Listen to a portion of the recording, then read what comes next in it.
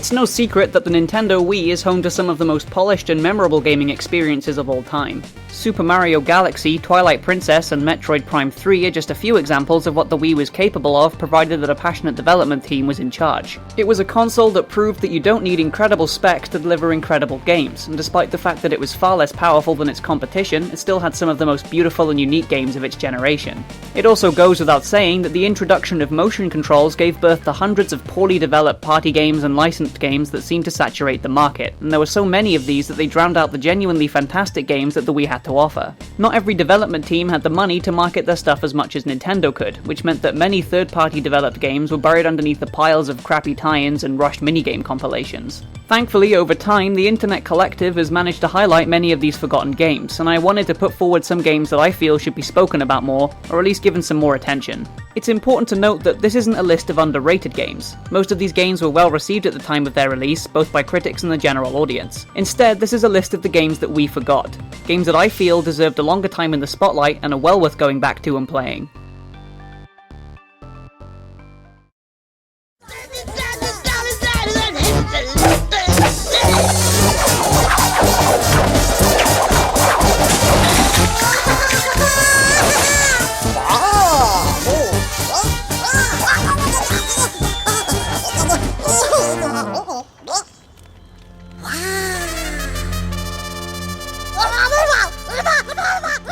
Originally created as a spin-off from the Rayman series, the Raving Rabbids have starred in 9 party games to date, all of which received mediocre reviews from critics, so you wouldn't be blamed for dismissing this game as just another average minigame compilation. Rabbids Go Home was the first and only game to feature the Rabbids in a single-player adventure, breaking away from the party game formula to deliver a surprisingly solid standalone title.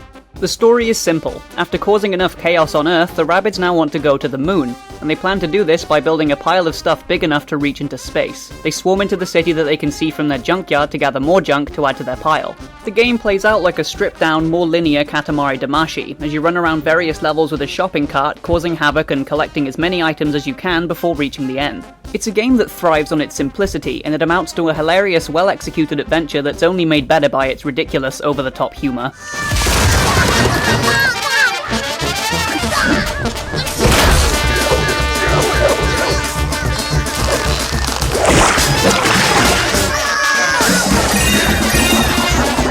Each level is introduced with a short, charmingly animated cutscene, and you're then let loose into the city to cause as much chaos as possible. The game controls perfectly, and your shopping cart has a nice sense of weight to it, with your pile of stuff tipping all over the place as you skid around corners and bump into obstacles.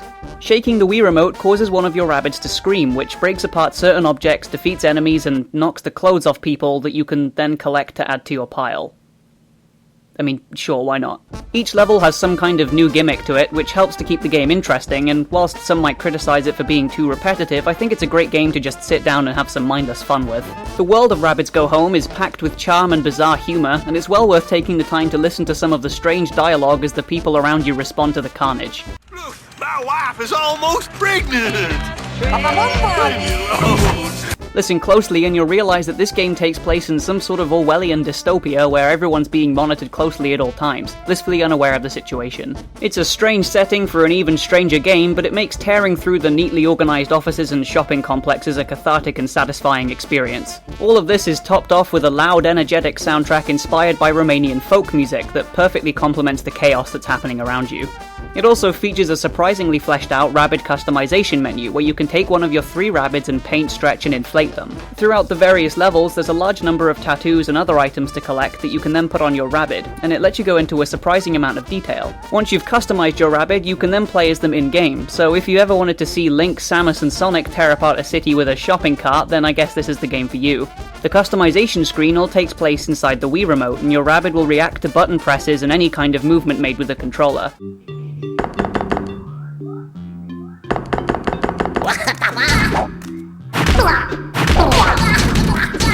This really sums up the game's charm for me nicely. It's simple but polished and well executed, and provided you don't find the Rabbids irritating, then you can't go wrong with Rabbids Go Home.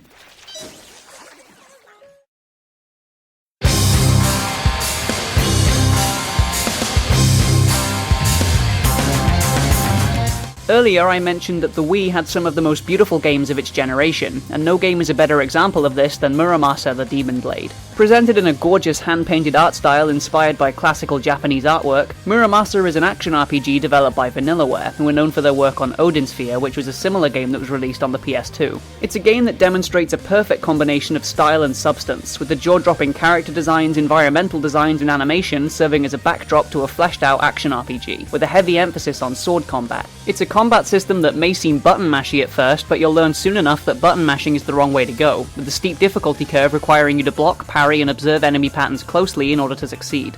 In typical RPG fashion, fighting enemies and defeating bosses earns you experience and levels you up. However, it's the way that leveling up is handled in Muramasa that keeps you playing. Instead of just earning arbitrary stat upgrades with each level gain, leveling up gives you access to new weapons in your weapon forge, each having their own special ability. It's nice to have a tangible, useful reward for leveling up as opposed to just health and strength increases, and there are 108 different swords to craft that'll keep you hooked until the credits roll. You're able to hold 3 different swords at any given time, and you're free to switch between them quickly during combat, and sometimes you'll find yourself sacrificing a harder hitting sword for a sword with a more useful special ability. Switching between swords at the right time damages all enemies on the screen, which allows you to change weapons frequently without breaking the flow of combat. The game follows the stories of 2 separate playable characters, both of which you can choose to play at any time. Without spoiling anything, the first of these stories follows Momohime, a young princess possessed by the spirit of an evil swordsman. Alongside Momohime is the story of Kasuke, a ninja who has lost all memories of his past and has been accused of betraying his clan. Both of these stories are interesting to play through, with plenty of strange and quirky characters to talk to throughout your adventure. It's also entirely voice acted in Japanese, which adds the perfect final touch to the game's setting, which is heavily focused on ancient Japanese mythology. The game's soundtrack is just as stunning as the visuals, with traditional Japanese instruments that bring life to the various environments you'll traverse, and electric guitars that lend a more intense, fast-paced rhythm to the combat. With an average length of around 25 to 30 hours, Muramasa the Demon Blade is the perfect game to get stuck into, if only to get lost within its beautifully detailed environments and addictive hack-and-slash gameplay. From the depths of space, a giant meteor hurtles toward planet Earth. A mysterious green dust settles across the countryside. Scientists concluded that the space dust had no effect on terrestrial life. But science was wrong. With the exception of the Mario Galaxy games, there wasn't a great deal of worthwhile 3D platformers on the Wii. And whilst the Galaxy games are fantastic in their own right, they never managed to capture my imagination quite as much as Mushroom Men: The Spore Wars. After a strange meteor crashes down to Earth, the surrounding plants and mushrooms become sentient and start to build colonies and tribes that live in the undergrowth of the countryside. You play as a mushroom called Pax, who has become a drifter following the destruction of his home at the hands of tribal invaders. This sets the stage for an incredibly bizarre and intriguing 3D platformer that is one of the most imaginative and interesting games I've ever played. Being a mushroom, Pax is only 3 inches tall, and the game's mechanics and level designs essentially revolve around your small height. Ordinary environments such as houses and garden sheds become huge twisting platforming levels to explore, with each level being littered with small everyday items that you can cobble together and craft into various weapons. A shaving razor tied to a stick with some thread might not sound threatening, but in the hands of Pax it becomes a sharp battle axe that's almost as big as he is. To the eyes of the rodents and insects that you share the undergrowth with, Pax is just another meal, so it's just as well that you have a large range of weapons to fight them off with.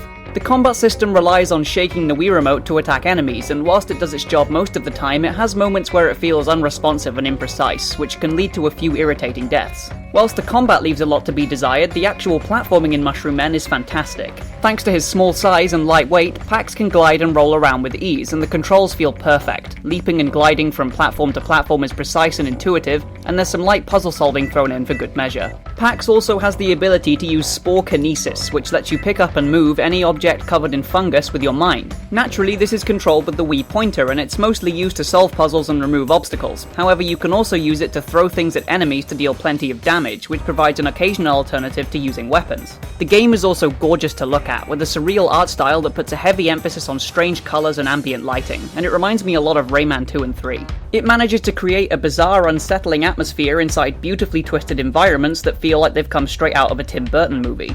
This is all tied together with a soundtrack that captures the world of Mushroom Men perfectly. Alongside music studio Gleek, it features songs written and performed by Les Claypool, and they couldn't have picked a better musician for this type of game. Claypool's trademark surreal and sometimes unnerving experimental funk music lends a unique atmosphere to Mushroom Men that no other musician could. It's a shame that the game only lasts around 5 to 6 hours, but you'll enjoy every minute spent exploring the bizarre world of Mushroom Men, the Spore Wars.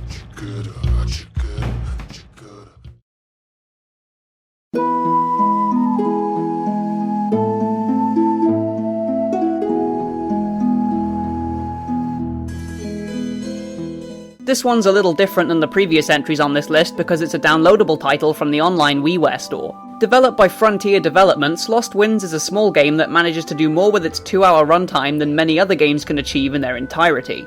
It's a shame that it's not any longer than 2 hours, but despite its short length, it's a game that I always find myself going back to, mainly because of how relaxing it is to play.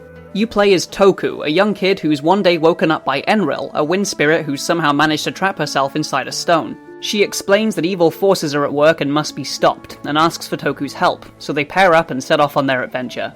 Toku is controlled using the nunchuck, and the Wii pointer is used to control Enril, who can manipulate the wind and pick Toku off his feet, allowing him to jump and glide around. This wind mechanic is one of the nicest uses of the Wii Remote I've experienced. For all the forced and gimmicky uses of the Wii Remote in many other games, Lost Winds manages to make the motion controls feel completely natural. Controlling the wind is immediately easy to understand, and the way that the trees and grass in the background react to the breeze is a subtle touch that teaches players how to interact with the environment. It's a game that simply wouldn't have worked so fluidly on other consoles, and it feels right at home on the Wii. It's laid out in the style of a 2D platformer with some light Metroidvania elements that see you wandering around a map and collecting various different abilities that allow you to access new areas. This type of setup gives the wind mechanic room to breathe and a chance to show how diverse it can be. You start out with a basic gust that lets Toku jump, and by the end you'll be lifting boulders, smashing through barriers using whirlwinds, and creating slipstreams to manipulate fire and water to solve some basic environmental puzzles. One of my favourite examples of these puzzles is blowing fire onto plants to create a seed, carrying the seed to plant it somewhere else, and then splashing water onto it to make it grow, allowing you to reach new areas. With the music and sound design, Frontier Developments have taken a less is more approach, and it fits the colourful, minimalistic visuals wonderfully. The soundtrack mostly consists of quiet wind and string instruments that are more like ambient soundscapes rather than fully fledged musical pieces. Even the combat music is calming, with light taps of small percussion instruments being enough to create a subtle sense of urgency whilst never being so intense that it breaks the peaceful atmosphere of the game. The most prominent sound that can be heard above everything else is the wind, which feels like a very deliberate choice given the themes of the game's simple but charming story. I suppose I could say that its 2-hour runtime is the only thing holding it back, but personally I think it's a decent length for what the game offers. In those 2 hours, the core wind mechanics are played with and expanded upon just enough to leave them feeling fresh, rather than becoming boring or stale. It's worth mentioning that this game is a nice setup to the sequel that was released shortly after, and although Lost Winds 2 is longer and more polished, I feel that the first game is a great introduction to the various ideas and concepts that the games base themselves around. So if you have a spare 2 or 3 hours and want to see how a simple game mechanic can be expanded into making great use of the Wii pointer, Lost Winds is a great experience that's well worth your time.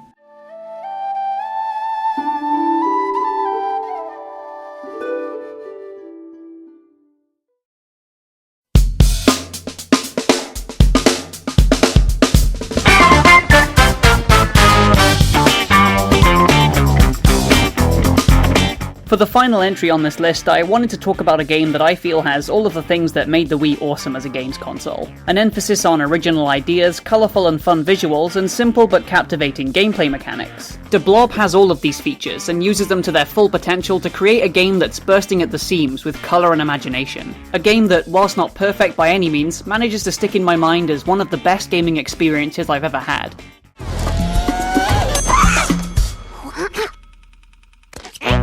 The evil Inked Corporation has drained Chroma City of all its colour, reducing it to a monochromatic wasteland, and its citizens have become colourless and are forced to obey Inked's dull, repetitive and oppressive laws and regulations. This gives rise to the Color Underground, a rebel force composed of several colourful characters that are dedicated to driving Inked out of Chroma City and restoring colour to the world by any means necessary. You take on the role of Blob, a member of the Color Underground who has the ability to absorb colours and splatter them across buildings, liberating them from Inked and saving the citizens trapped inside.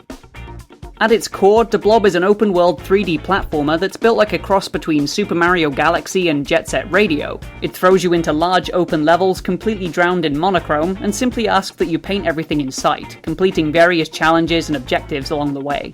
Most of these challenges involve coating buildings with specific colours under a time limit, and whilst they rarely pose a serious challenge, they add some variance to the gameplay that stops it feeling too repetitive.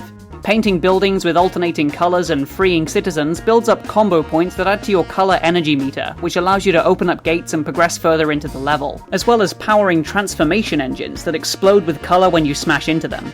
Completing challenges, opening gates, and rescuing Chroma City's inhabitants rewards you with time that's added to an overall countdown that's constantly decreasing in the top left corner of the screen. And this is one of the only criticisms I have about the game for two reasons. Firstly is that the timer feels practically useless. You'll always amass more than enough time to complete the level, which leaves it feeling like a superficial way to put pressure onto the player. Secondly, the presence of a timer seems to be at odds with the general themes of liberation and freedom that the game bases itself around. All of this is to say that the timer doesn't really need to be there, but this problem is solved in free paint mode, which unlocks after finishing a level and allows you to replay the level with no time restrictions whatsoever. Perhaps the most striking aspect of the Blob is its presentation. It boasts a gorgeous visual style that gives the game a loud, colourful personality, and it makes splattering Chroma City with paint incredibly satisfying. Both the soundtrack and the visuals interact with the gameplay and have a huge role in making the game feel fantastic. A stage will start out devoid of colour and only the faintest resemblance of music, but as you slowly add more colour to the world, new instruments begin to gradually fade in, and by the end of the level you'll be surrounded by an incredible soundtrack that features some great funk and jazz music. Even with all of these elements, it's an incredibly straightforward game that only really requires you to roll around, paint buildings, and have fun, and that's what makes it such a fantastic experience. It understands that when a player is given the ability to make a mess of colour within a black and white environment, they're going to want to make as much mess as possible, and you're actively rewarded for doing so. There's no needless bulk to the gameplay, and what you see is pretty much what you get, and it's rare that a game embraces that as enthusiastically as the Blob does. Behind its style, fantastic use of colour and music, and polished level design, it's built around a simple idea that pretty much anyone can appreciate. It's a full-motion colouring book that encourages you to colour outside the lines, break the rules, and have fun. I feel that The Blob is one of the best games on the Wii, and a game that should be remembered for its sheer creativity and originality.